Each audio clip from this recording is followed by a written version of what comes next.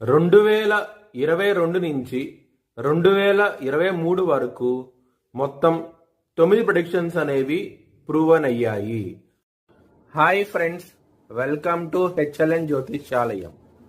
ఈ వీడియో ఆఖర్లో నా proven predictions ఉన్నాయి. మీరు కనుక నా వాట్సాప్ గ్రూప్లోకి యాడ్ అవ్వాలనుకుంటే కనుక ఇక్కడ మోర్ అని ఉంటుంది, ఆ మోర్ మీద క్లిక్ చేయండి. ఇలా డిస్క్రిప్షన్ ఓపెన్ అవుతుంది. డిస్క్రిప్షన్ ఓపెన్ అయిన తర్వాత ఇక్కడ వాట్సాప్ గ్రూప్ లింక్ ఉంది, అట్లాగే ఇక్కడ మోర్ అని ఉంటుంది ఇంకా. సో ఇవన్నీ లింక్స్ అనమాట. ఈ లింక్స్ అన్ని కరెక్టే, పలానా టైంలో ప్రూవన్ అయింది అనుకుంటేనే నా ఛానల్ సబ్స్క్రైబ్ చేసుకోండి.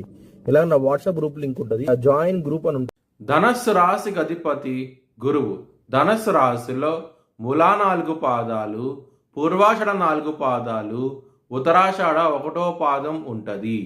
ఈ నక్షత్రం వాళ్ళందరికీ నేను చెప్పే మాస ఫలితాలు వర్తిస్తాయి. ఈ మాసంలో లగ్నాధిపతి అయిన గురువు రుణ రోగ శత్రుస్థానంలో ఉన్నారు.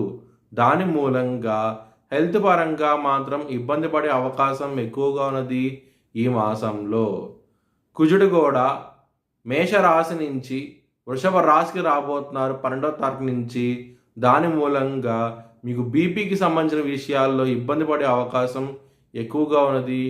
జాగ్రత్త అంటూ ఎక్కువ తీసుకోండి. సప్తమ స్థానం అధిపతి అయిన బుధుడు అష్టమ స్థానంలో ఉన్నారు 19వ తారీఖు వరకు. దాని మూలంగా మీకు మ్యారేజ్ పరంగా మాత్రం ఇబ్బంది పడే అవకాశం ఎక్కువగా ఉన్నది. జాగ్రత్త అంటూ ఎక్కువ తీసుకోండి. బుధుడు కర్కాటక రాశిలో బలం తక్కువగా ఉంటారు. దాని మూలంగా మీరు ఇబ్బంది పడే అవకాశం ఎక్కువగా ఉన్నది.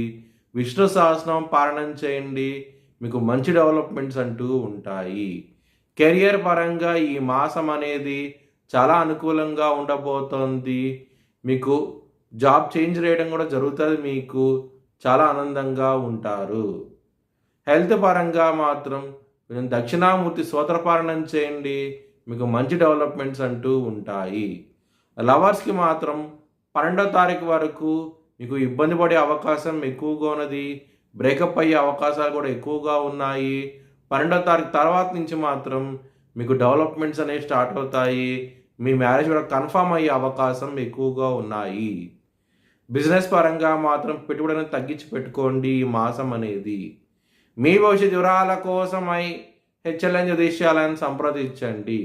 2024 భారత్ ప్రైమ్ మినిస్టర్గా నరేంద్ర మోడీ రీఎలక్ట్ అవుతాడని చెప్పి నేను మార్చ్ 2022లో చెప్పడం జరిగింది. అది ఈ నెల ప్రూవ్ అయ్యింది. Thanks for watching video. Please like, share and subscribe my